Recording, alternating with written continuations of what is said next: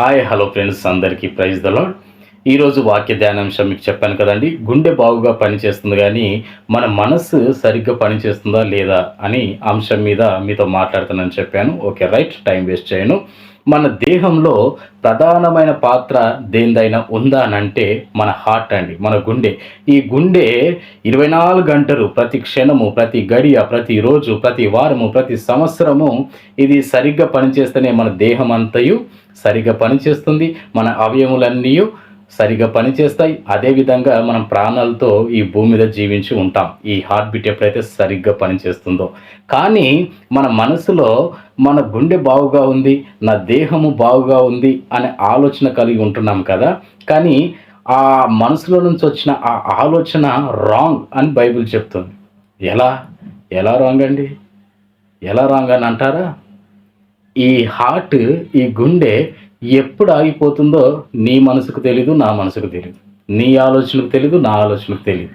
కానీ మనకు వచ్చే ఆలోచన ఏంటో తెలుసా? నేను బాగున్నాను. మనకు వచ్చే ఆలోచన తెలుసా?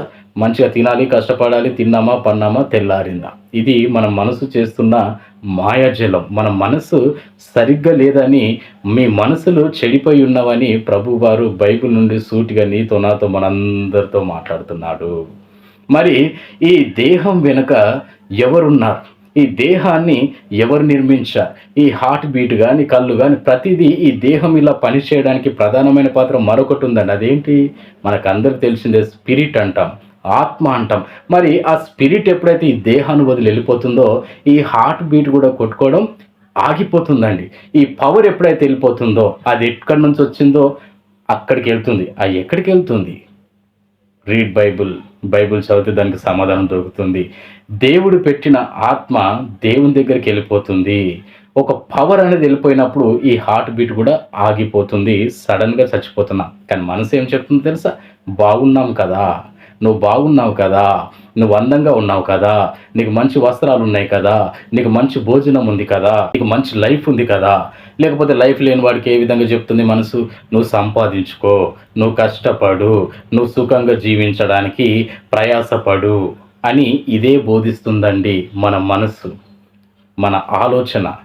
కానీ మన మనసు ఎప్పుడు కూడా నువ్వు ఎందుకు పుట్టావు, నీ పుట్టుక రహస్యం ఏంది, నువ్వు ఎందుకు బతకాలి, అసలు నిన్నెవడు నిర్మించాడు, నువ్వు ఎలా తయారు చేయబడ్డావు, నువ్వు చచ్చిన తర్వాత ఎక్కడికి వెళ్తావని ఏ రోజన్నా ఈ మనసులో నుంచి ఆలోచనతో మనం ముందడుగేస్తామండి? అది తెలుసుకోవాలని ఏ రోజన్నా పుట్టిన నుంచి ఇప్పటి వరకు అసలు ప్రయత్నం అన్న చేస్తున్నామా? ప్రియ సహోదరి సహోదరులారా, ఈ ప్రతి విధమైన ప్రశ్నలకి బైబిల్లో క్లియర్గా ఆన్సర్ ఉంది. ఈ దేహ నిర్మాణానికి కారణం ఎవరో బైబిల్ చెప్తుంది. ఈ దేహాన్ని ఎవరు నిర్మించారో బైబిల్లో ఆన్సర్ ఉంది. ఎందుకు బ్రతకాలో ఆన్సర్ ఉంది. ఎందుకు చస్తున్నావో ఆన్సర్ ఉంది. చచ్చిన తర్వాత నీ గమ్యం ఏటో కూడా బైబిల్లో క్లియర్గా మెన్షన్ చేశాడు దేవుడు. ఇది నమ్మిన వారికేనండి, నమ్మని వారికి అది వెర్రితనమునే కొడుతుంది, ఏదో సోది చెప్తున్నాడు అన్నట్టుగా ఉంటుంది.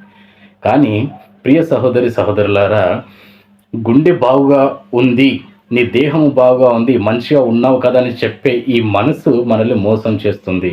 మనసు చేసే మాయాజలం అంటారు దీన్ని. కానీ బాగుగా ఉన్నాం అనుకుంటున్న మనము సడన్గా చచ్చిపోతున్నాం, మరి ఎందుకు అనే ప్రశ్న మనసులో రావాలండి. అదే అండి పుట్టుక రహస్యం, మన చావు రహస్యం, మన బ్రతుకు రహస్యం, ఈ సృష్టి రహస్యం.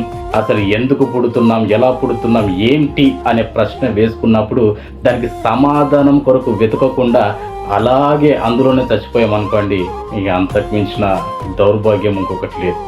సో ప్రియ సహోదరి సహోదరులారా, బైబిల్ చదవండి.